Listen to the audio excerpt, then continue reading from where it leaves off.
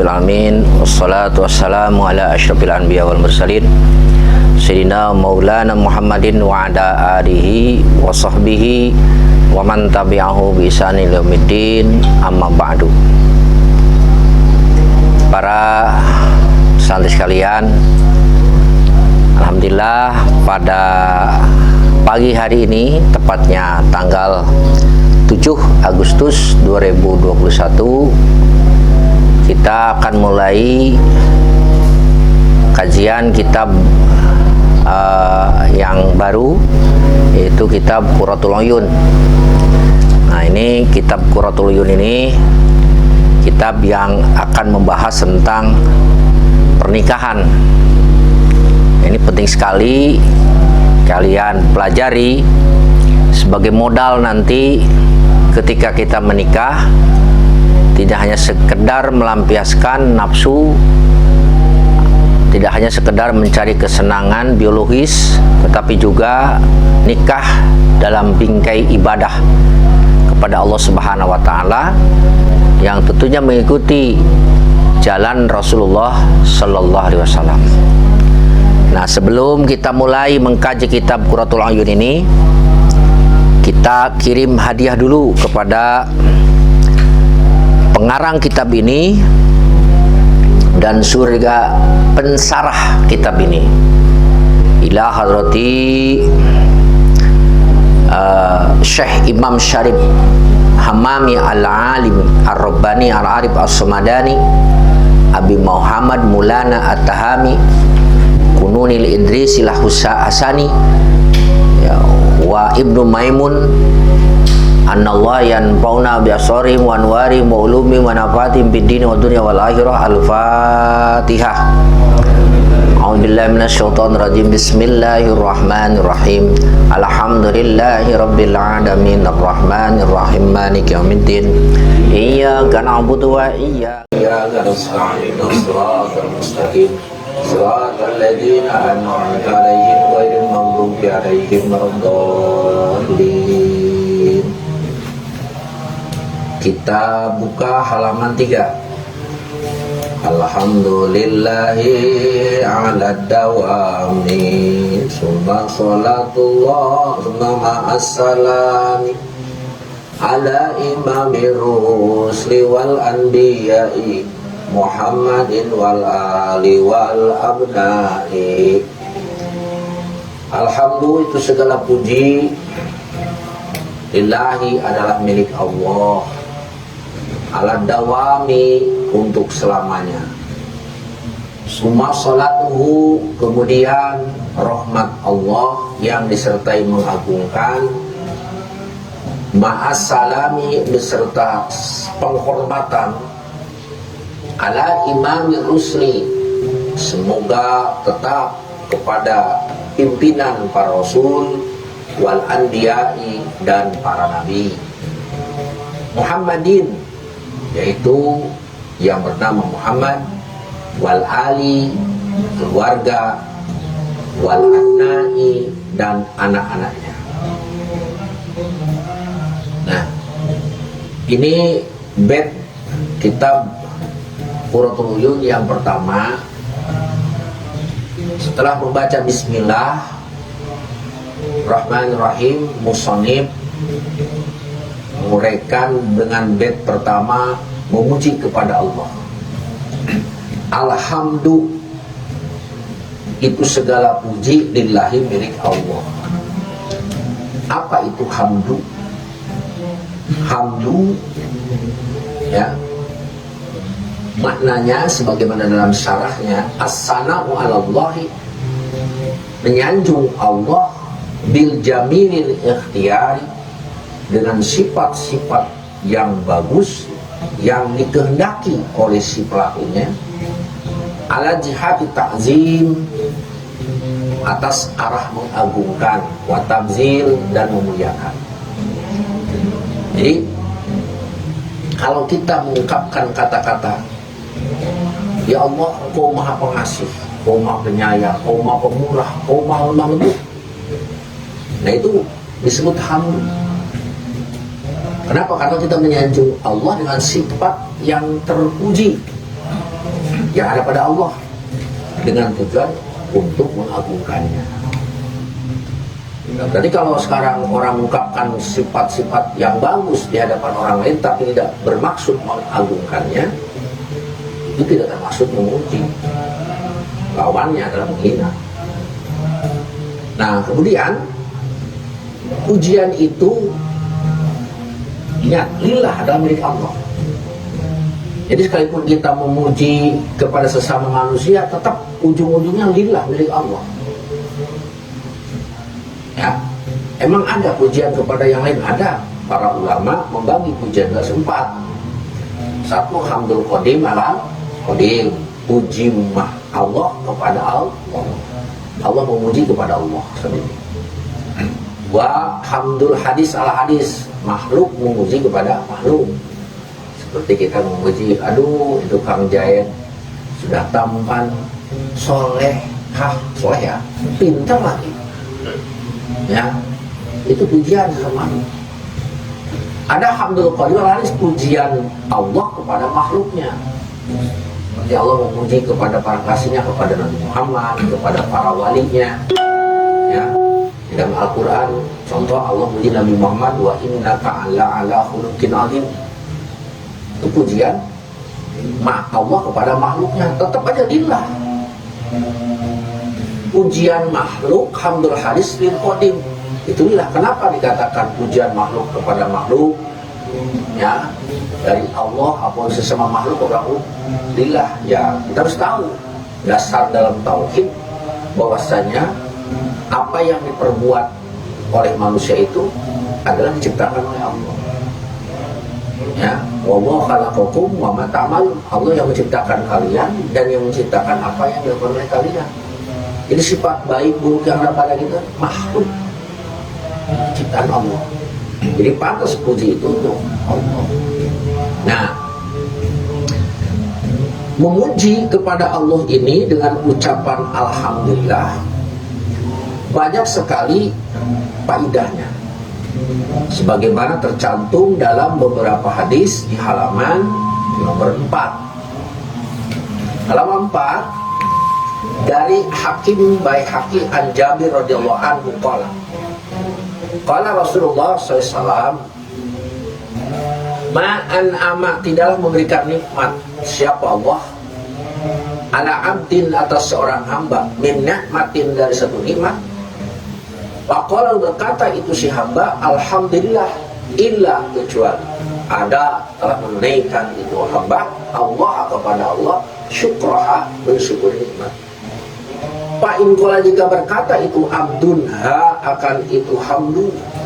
Asaniyata, yang kedua, jaddada, maka membarukan siapa Allah lahu kepada abdun, sawaban, akan pahala.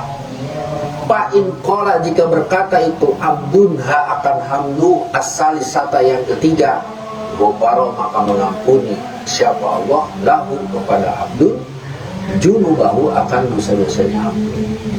Jadi kalau seorang hamba, ya, itu diberi nikmat oleh Allah, kemudian dia memuji sekali nih, alhamdulillah, maka dia telah mensyukuri nikmat tersebut. Kalau dia memuji lagi yang kedua kali, alhamdulillah, maka Allah akan memperbarui pahala kepada hamba tersebut. Kalau dia diberi nikmat memuji lagi kepada Allah, alhamdulillah, maka Allah akan mengampuni dosa hamba tersebut. Jadi memuji kepada Allah berdasarkan hadis ini, pertama akan apa? Diucapkan sebagai bukti rasa syukur. Yang kedua memperbaharui pahala. Yang ketiga memuji kepada Allah yang ketiga kali akan mendatangkan ampunan dosa. Terus ada lagi hadis riwayat Tabrani an Abi Umamah radhiyallahu anhu, kana Rasulullah sallallahu anna Nabi sallallahu qala ma an amallah, tidaklah Allah berikan nikmat ala abdin, nikmatan akan satu nikmat, pahami dalam memuji itu si abdun Allah alaiha, atas nikmat, ila kana dalika, kecuali terbukti itu memuji abdullah lebih utama mentilkan nikmat, wa in adumat, walaupun besar itu nikmat. Jadi gini, apabila Allah memberikan nikmat kepada seorang hamba, lalu nikmat itu disyukuri, ya, maka syukur itu dengan ucapan alhamdulillah, ya, itu lebih baik daripada nikmat tersebut. Lebih besar sekalipun nikmat itu besar. Luar biasa kan? Allah memberikan nikmat kepada kita, kita syukuri dengan ucapan alhamdulillah. Maka nikmat itu, ya, lebih kecil nilainya dibandingkan dengan membaca alhamdulillah. Oleh karena itu, ya, jangan lupa untuk tetap bersyukur kepada Allah dengan nikmat yang diberikan, minimal dengan lisan ucapan alhamdulillah. Beberapa tak? Berdua ya. Satu tadi apa? Sebagai bentuk ucapan alhamdulillah itu sebagai bentuk syukur. Yang kedua sebagai pembaharu pahala. Yang ketiga sebagai pengampun dosa. Yang keempat lebih besar daripada nikmat itu sendiri. Kemudian yang berikutnya hadis yang wa akhraja Ibnu Asyakir an Anas radhiyallahu anhu lau anna qala Rasulullah lau anna dunya, andai kata dunia kullaha, seluruh dunia, bihazabiriha, dengan, ya, segala lapisannya dunia, biyadi rajulin, di tangan seorang laki-laki, min ummati, dari umatku, summa qala, lalu dia berkata alhamdulillah, lakana, terbukti apa alhamdulillah, abdullah, lebih utama, min dalika, dari itu. Tuh, ya, andai kata seluruh dunia dan segala isinya Allah berikan kepada seseorang, ya, kemudian orang itu diberi dunia yang jumlahnya triliunan, mungkin ribuan, ratusan ribu, jutaan triliun nilainya kalau diuangkan di dunia ini, ya, diberikan kepada seseorang, lalu orang itu mengucapkan alhamdulillah, maka ucapan alhamdulillah nilainya nanti di akhirat lebih besar daripada dunia yang diterima. Ya, jadi kalau dibanding-banding, alah, nikmat dunia ini, sekalipun seseorang punya harta sampai triliunan, ya, itu nggak ada apa-apanya dibandingkan dengan apa? Dengan ibadah. Ya, Nabi kemarin kan menyampaikan sejatinya nikmat itu apa? Ibadah. Sejatinya nikmat itu ibadah.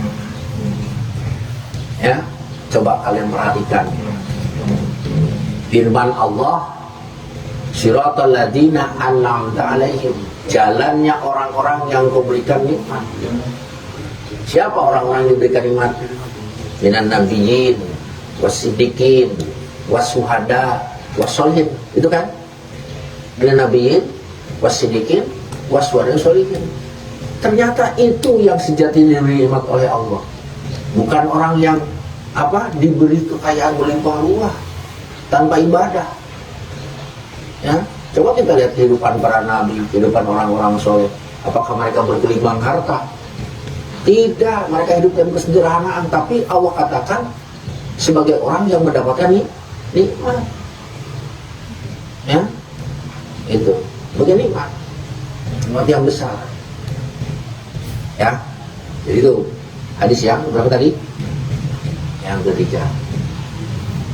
Kemudian berikutnya, ini kalau menceritakan hadis-hadis yang menguraikan tentang pujian, ya, fadilahnya itu dalam hadis bisa puluhan, bahkan ratusan, tapi cukuplah 3 saja. Intinya, kita kalau diberi nikmat oleh Allah, minimal lisan kita mengucapkan apa? Alhamdulillah. Ucapan alhamdulillah ini sangat besar sekali faidahnya. Ya, bahkan terakhir dikatakan lebih besar daripada dunia itu sendiri.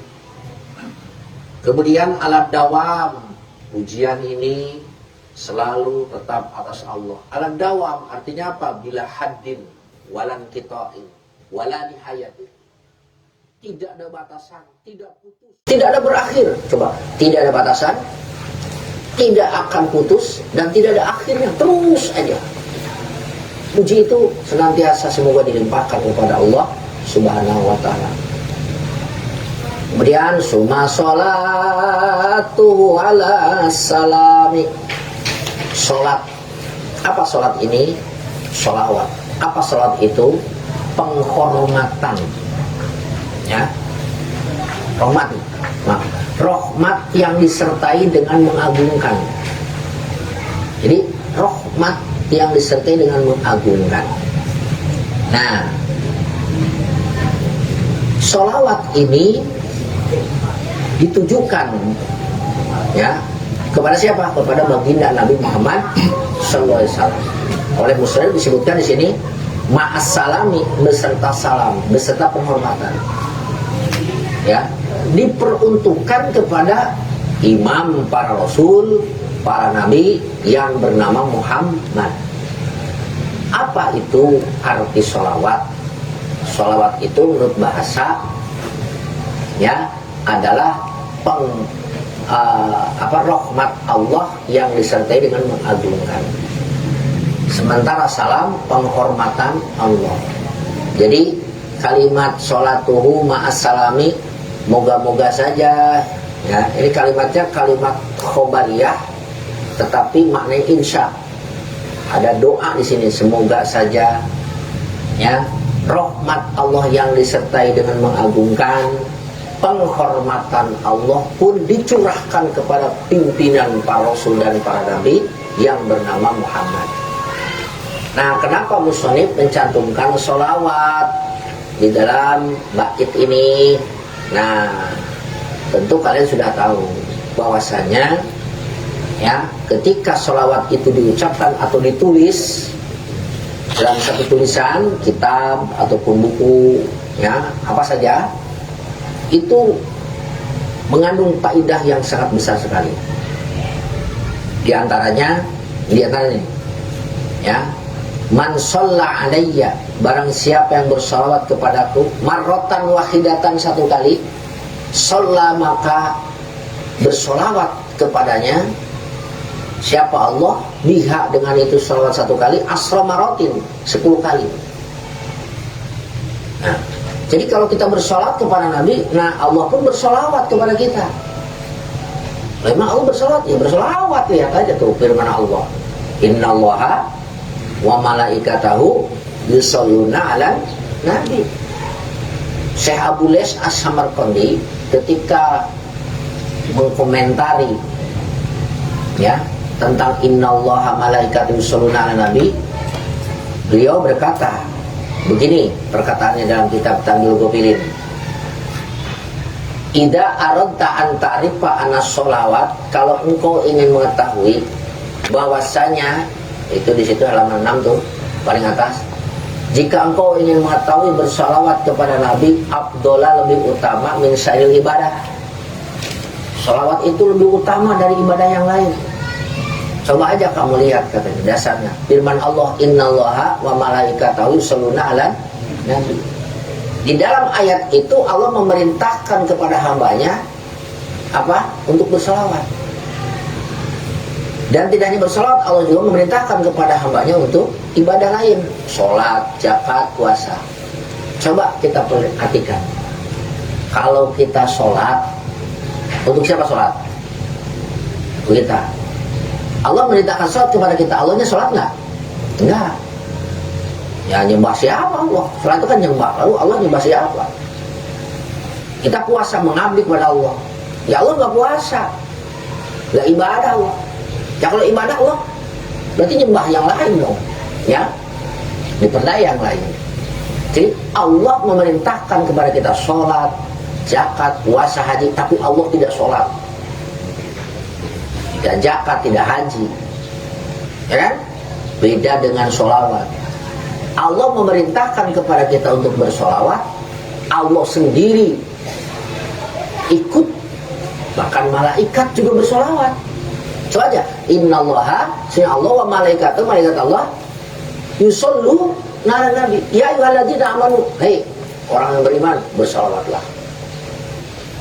Hebatnya, ya, yang merintah, yang melaksanakan. Kalau yang lain, ibadah yang lain cuma merintah tapi tidak melaksanakan. Disinilah abdulnya, utamanya sholawat, ya. Oleh karena itu, ya, jangan henti-henti, jangan berhenti, jangan kurang sehari 100, 200, khusus 1000 bersolawat kepada baginda Nabi Muhammad. Apalagi di zaman pandemi sekarang ini, ya. Allah berfirman, wa ma kana Allahu liyu'adzibahum wa anta bihim wa ma kana Allahu mu'adzibahum wa hum yastaghfirun. Allah tidak akan menurunkan azab ketika engkau ada di situ, dan juga ketika mereka memohon ampunan kepada Allah. Nah, jadi yang menjadi penangkal turunnya azab itu apa? Sholawat dan istighfar. Ya, jangan sebaliknya. Musim pandemi ini anti sholawatan. Ya, kita orang NU itu rajin bersolawat. Ya, sholat Tibil Kulub, sholat Jibril, sholat Nariyah, sholat apa saja, semuanya berperan. Ya, 50% itu untuk menangkal azab. 50% lagi dengan apa? Istighfar. Ya. Nah, kemudian ya, tentang keutamaan sholawat itu masih banyak, tidak perlu disebutkan di sini karena ini kalau diceritakan satu persatu tentang keutamaan sholawat, ya bisa jadi satu buku. Nah, dicatatlah. Ya, alal ali, sholawat dan salam bukan hanya kepada Nabi Muhammad saja, tapi mudah-mudahan juga dilimpahkan kepada keluarga Nabi. Siapa keluarga Nabi itu? Kalau bicara tentang keluarga Nabi di dalam bab zakat, adalah keluarga Nabi dari Bani Hashim, Bani Muthalib. Kalau bicara sholawat di dalam bab doa, adalah kullu muttaqin, setiap orang yang bertakwa. Jadi kalau kita takwa kepada Allah, kita masuk ke dalam orang yang disolawati. Ya, itu wal abnai, dan para putra baginda Nabi Muhammad SAW. Artinya sini keluarga Nabi. Ya, yang keluarga Nabi, abna, anak-anak Nabi, ya, tuna Nabi, itu juga mudah-mudahan mereka senantiasa mendapatkan rahmat Allah Subhanahu wa Ta'ala. Ya, itu. Nah, itulah pentingnya bersolawat. Nah, kemudian berikutnya adalah Nabi Yuna asraful bil itbaqi in kulli malukin alal itlaqi. Ya, itu ada tambahan dari pensyarah kitab ini tentang fadilah bersolawat kepada baginda Nabi Muhammad SAW. Ya, kita bacakanlah tafaulan alaf barokah supaya kita termasuk dengan kita. Nah, kata Nabi, akramul awalin wal akhirin ala rabbi wala fahra wa ana sayyidu waladi andan yaumal qiyamah wala fahra. Baginda Nabi Muhammad SAW tadi disebutkan dalam bait, ya, sebagai imamir rusul, imamnya para rasul. Nah, dari mana dasarnya bahwa Nabi Muhammad sebagai imamnya para rasul?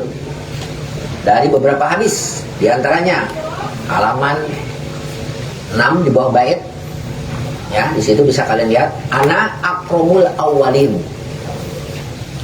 aku paling mulianya orang-orang dahulu, ada wal akhirin, dan generasi-generasi berikutnya, ala rabbi, atas Tuhanku. Tapi wala fahro, aku tidak membanggakan diri. Wa ana sayyidu waladi Adam, aku adalah tuannya anak Adam yaumul qiyamah. Wala fahro, tapi aku tidak berbangga diri.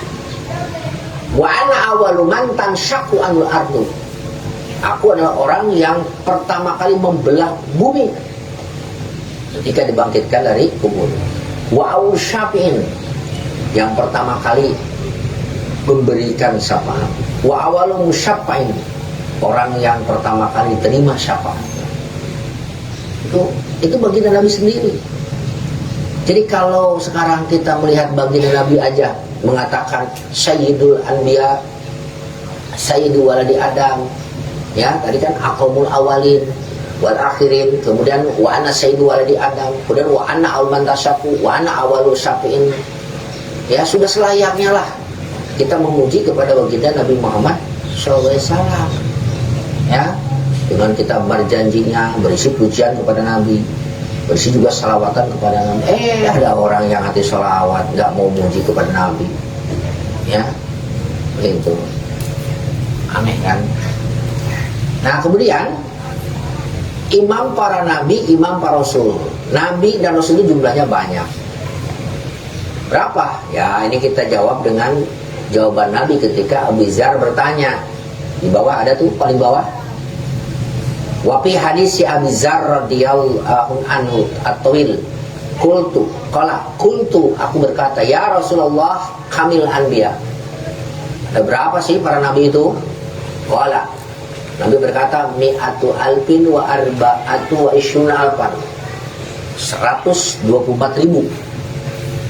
Fakultu ya Rasulullah, pakam Rasul, berapa Rasul ya?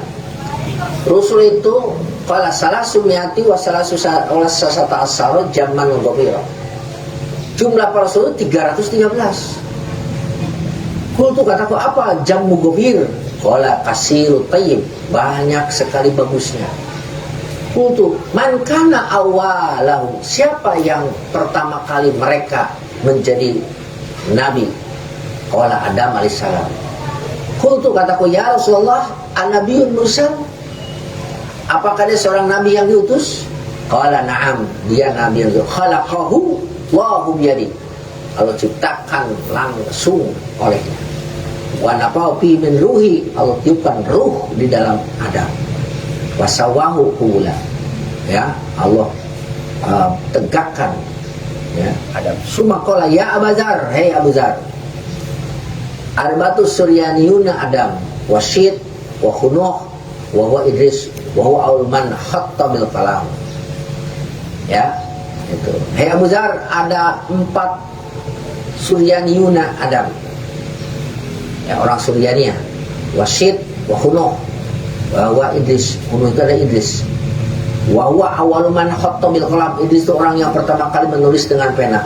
Wa Nuh, wa arbatu dan 4 minal Arab, Hud, Shu'aib, Salih, wa nabiyuka ya Abu Dzar. Jadi ada nabi turunan Suryaniun, ada nabi dari suku Arab, yaitu Hud, Shu'aib, Salih, dan baginda Nabi. Nah, kemudian setelah itu nabi di sini disebutkan Imamul Anbiya Mursalin Muhammad, yaitu Nabi Muhammad. Ya, Nabi Muhammad. Nabi Muhammad itu adalah nama yang paling bagus sekali, ya, yang artinya orang yang banyak sifat terpujinya, ya, itu. Muhammad itu isim maf'ul dari hamada yuhamidu, tahmidun bahwa Muhammadun, madaka Muhammadun, karena di situ ada tasdid yang menunjukkan huruf yang banyak, ya, berarti sifat terpuji itu banyak. Beda dengan Mahmud. Kalau Mahmud mah tidak sebanyak Muhammad. Kenapa dinamai Muhammad? Ya, karena supaya cocok nama dan sifatnya. Namanya Muhammad terpuji, akhlaknya pun, perilakunya pun, amalnya pun, ucapannya pun terpuji. Ya, kalau Mahmud mah belum tentu. Ya, seperti itu. Itulah, ya, salawat kepada baginda Nabi Muhammad SAW. Nah, jadi sekali lagi, ya, kesimpulan segala puji bagi Allah, kemudian salawat dan salam semoga dilimpahkan kepada pimpinan para rasul dan para nabi, yaitu yang bernama Muhammad. Nah, kemudian juga, ya, itu wal ali, tadi sudah, salawat dan salam juga dilimpahkan kepada keluarga Nabi, wal abnai, dan anak-anak Nabi, ya. Nah, itu. Kemudian kita buka, ini kita ngaji matan dulu ya. Nanti kalau sudah selesai matan baru syarah. Memang di mana-mana ngaji harus matan dulu. Sekarang buka halaman 8. Wa ba'da hamdiya fahaka sahih manjumatan tufidu bin nikahi. Nah, wa ba'da hamdi, setelah memujiku, pahaka ini sahih, pahaka ambillah sahih, hei sahabatku, manjumatan, ya, suatu nadoman, tufidu, yang memberi faedah, bin nikahi, di dalam pernikahan. Nah, jadi di sini musonib akan menguraikan tentang apa? Tentang kitab ini. Pertama, setelah memuji kepada Allah, ambillah wahai sahabatku suatu nadoman yang membicarakan masalah pernikahan. Jadi besarnya kitab ini, ya, sudah begitu luas menguraikan masalah pernikahan. Mulai hukumnya, faidahnya, kemudian ketika sudah menikah bagaimana kita selaku suami istri, ya, ini kan dibahas dalam kitab ini. Makanya kitab ini bekal yang sangat besar sekali untuk kalian yang sudah mulai senyum-senyum, ya, sudah mulai nyengir-nyengir. Nah, sebenarnya sudah punya planning 2022.